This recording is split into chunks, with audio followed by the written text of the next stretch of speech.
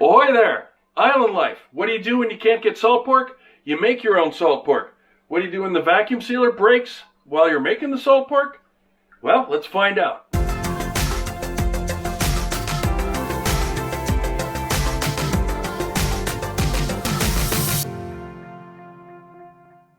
This is a VacMaster VP215. We have loved it. It's got the oil-cooled motors, so it's nice and quiet. And I got to tell you, here in Kodiak, and probably most of remote Alaska, a chamber sealer is key to survival because we do a lot of subsistence hunting and subsistence fishing and purchasing in bulk, which means you get more stuff than you need and you got to be able to divvy it up and put it in the freezer. In this case, we wanted salt pork for one of our traditional Swedish dishes and can't get salt pork on the island. So what do? We make salt pork. Now, I don't know how to make salt pork, but I taught myself how. Maybe you can see that in a separate video if you're interested. While we were vacuum sealing fish, vacuum sealer had a little problem. This is the heat strip, pretty much fried.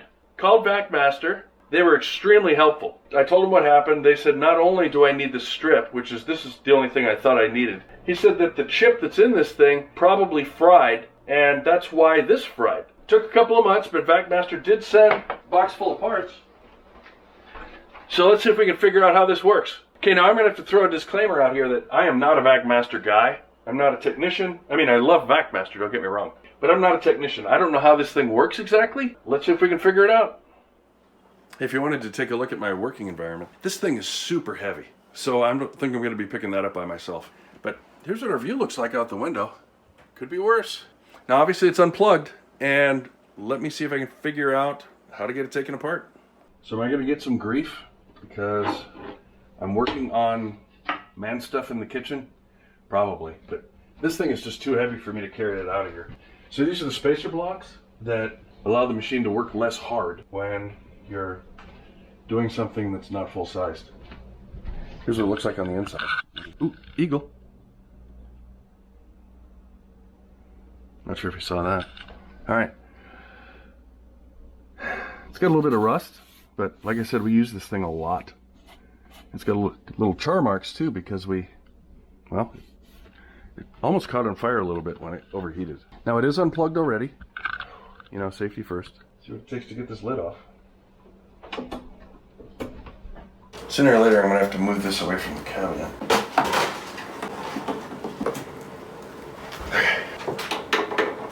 You know, one of the upsides of recording all this, I can look back at the film if I can't figure out how it goes back together. Might as well use some of this kitchen stuff for keeping all my nuts and screws together.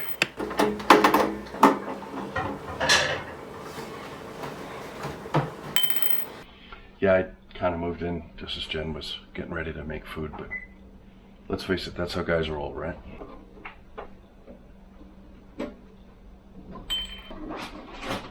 Pretty neat that a company trusts you to, you know, okay, we'll just send you the parts and you be your own technician. Although I gotta admit, the company, like I said, they were really good about everything. Now these things must have wires going to them. And that thing probably has a hose going to it. Gotta make sure I don't surprise myself here. Holy moly. There's not a shortage of stuff under here. Okay, so there's a hose back there. There's wires up here. Can't flip it over because it's got that oil-cooled motor. Being electric, it's a motor, not an engine. Every time people call gasoline engines motors. That's another discussion. So here's what I can see so far. Here's what's in here so far. I don't know if you guys can see it.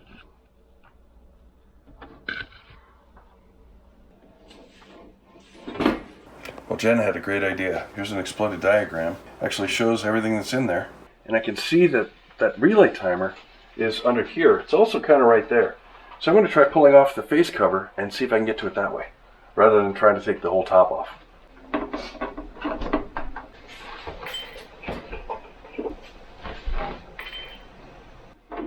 Oh, there's no shortage of wires here either. Yep, this might be a better way to go. Here, I'll give you a look. I think this could be the timer right here. And if it is, score. Doesn't look like I can get these backwards. Of course, that's right up there with hold my beer, right? Okay, lunch break.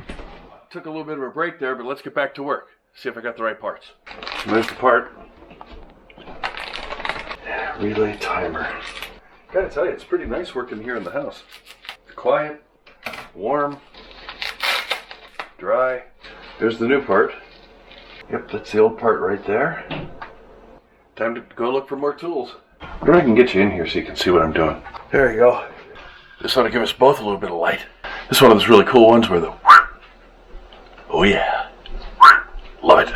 Okay, I'll do a review of these headlamps later because a bunch of people asked for it. All right, so this is for the pressure gauge. Just set this off to the side for now. Gonna be pretty chummy getting my hands in there for those wires. So maybe I can just use part of my screwdriver. There we go. Okay, that works for that. And these look like they're just pressed in. And there's a blank spot in there. So gotta make sure to pay attention to that. Okay, all four came out pretty easily. This one being a little bit of a bugger. There we go. And of course there's probably not enough room to get a wrench in here, but we'll just figure that out as we go. Okay, this isn't exactly a precision tool set, but let's see if we can get the job done. Really just have to get these started. I feel like Bob Ross. Look at the nice little bolt. Alright, let's see if we can get these out of here. Now how do I make this into an interesting video? Well, that's yet to be seen. Oh, you gotta be kidding me. Screws that go to the bottom, of course they do. Come out, it looks like there's a shim in between. Just figure out how to deal with that too.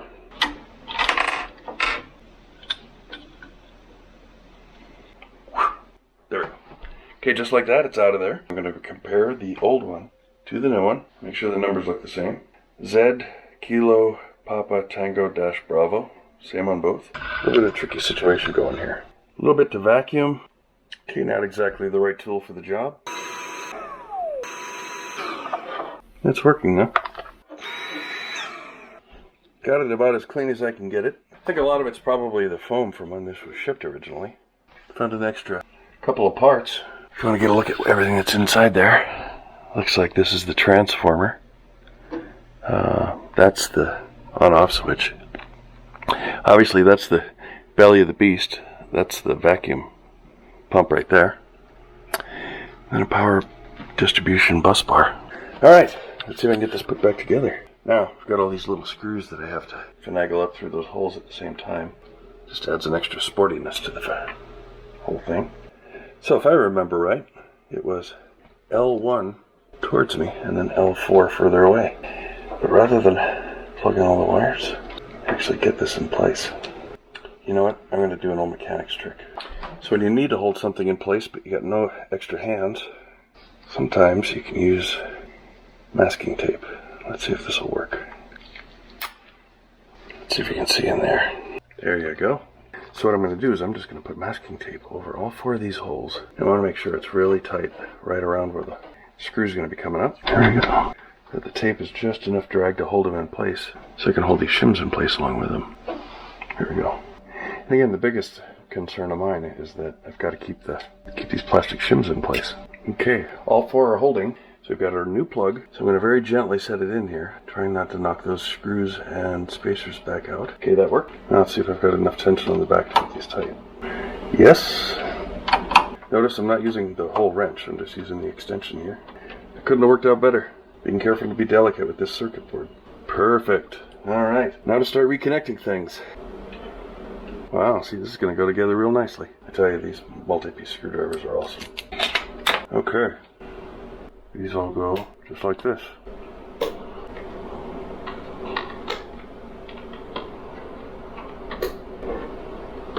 You know, my buddy Adam, who put the electrical system together in our bus, we always have that fun rivalry of the electrical guys versus the diesel mechanic guys like me. If he sees this video of me working on things that are electronic, it's probably going to be driving him crazy. So I'm sure I'm breaking some kind of electronic person rule. And yes, I know the protective wrapping is still on here. I tend to leave that on everything because, hey, that's what it does. It protects, right? Let it protect as long as it can.